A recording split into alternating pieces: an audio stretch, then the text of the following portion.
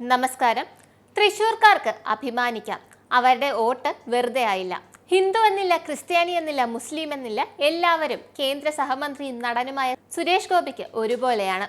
കൊടുത്ത വാക്ക് പാലിക്കാൻ ഏതറ്റവും വരെ പോകാൻ ഒരു മടിയുമില്ലാത്ത വ്യക്തിയാണ് സുരേഷ് ഗോപി. അങ്ങനെ ഒരു വാക്കുകൂടി അദ്ദേഹം പാലിച്ചിരിക്കുന്നു.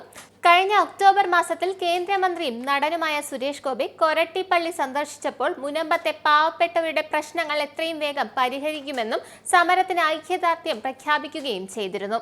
ഈ വാക്കും അദ്ദേഹം പാലിച്ചിരിക്കുകയാണ്. രാജ്യസഭയിൽ വഖഫ് ബില്ലിനെ എതിർത്തവരെ ധൈര്യമായാണ് അദ്ദേഹം നേരിട്ടത്. നമ്മൾ അതൊക്കെ കണ്ടത് തന്നെയാണ്. വാക്ക് നിറവേറ്റിയാൽ മാത്രം പോരല്ലോ, വാക്ക് നൽകപ്പെട്ടവരെ കൂടി കാണണ്ടേ.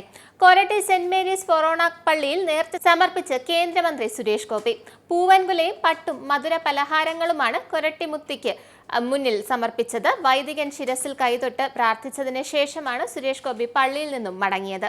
മാതാവിന്റെ ചെറിയ രൂപവും വൈദികൻ സമ്മാനിച്ചു.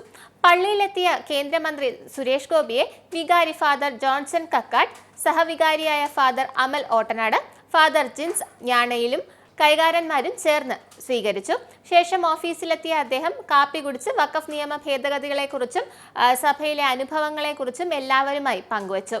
വഖഫ് നിയമ ഭേദഗതിയുടെ വിജയം മോദി സർക്കാരിന്റെ മറ്റൊരു നാഴികക്കല്ലാണെന്നും അദ്ദേഹം പറഞ്ഞു.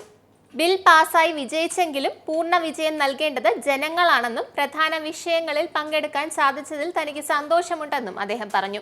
താൻ ഇനിയും കൊരട്ടയിൽ വരുമെന്നും മുനമ്പത്തെ സമര പങ്കാളികൾക്ക് കൊരട്ടിമുത്തിയുടെ തിരുനടയിൽ വെച്ചൊരു നേരത്തെ ഭക്ഷണം കൊടുക്കണമെന്നും ആഗ്രഹമുണ്ടെന്നും അദ്ദേഹം അറിയിക്കുകയും അതിന് വികാരി അദ്ദേഹത്തിന് ഉറപ്പു നൽകുകയും ചെയ്തു.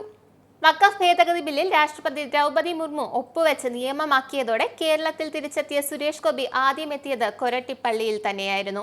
ഇതാണ് നട്ടലുള്ള വ്യക്തി. പറഞ്ഞ വാക്ക് പാലിച്ച് തല ഉയർത്തിപ്പിടിച്ച് നിൽക്കുകയാണ് അദ്ദേഹം. നന്ദി, നമസ്കാരം. നിങ്ങൾക്കും ആനന്ദ മീഡിയയുടെ പ്രേക്ഷകരിൽ ഒരാളാകണ്ടേ? യൂറോപ്പിലും US-ലും ആഫ്രിക്കയിലും അടക്കം പ്രവാസികൾ ഉള്ളയിടങ്ങളിലൊക്കെ ജനപ്രിയ ചാനലുമായി ആനന്ദ് മീഡിയ ഒപ്പമുണ്ട്. ഏഷ്യാനെറ്റ് ഫ്ലവേഴ്സ് അടക്കം നിങ്ങളുടെ വിരൽത്തുമ്പിലെത്തും. ആദ്യം റോക്കു ബോക്സ് സ്വന്തമാക്കുക. അതിൽ നിന്നും ആനന്ദ് മീഡിയ ആപ്ലിക്കേഷൻ ഡൗൺലോഡ് ചെയ്യുക, ഇൻസ്റ്റാൾ ചെയ്യുക. എന്നിട്ട് 02085866511 എന്ന നമ്പറിൽ ഞങ്ങളുടെ കസ്റ്റമർ കെയറിൽ ബന്ധപ്പെടുക. അല്ലെങ്കിൽ +91 735 660 3747 എന്ന നമ്പറിൽ വാട്സപ്പ് ചെയ്യുക. ആനന്ദ് മീഡിയയുടെ സേവനങ്ങൾ സ്വന്തമാക്കുക. മറ്റു ചാനലുകൾക്കൊപ്പം ആനന്ദ് TVയും എൻജോയ് ചെയ്യുക.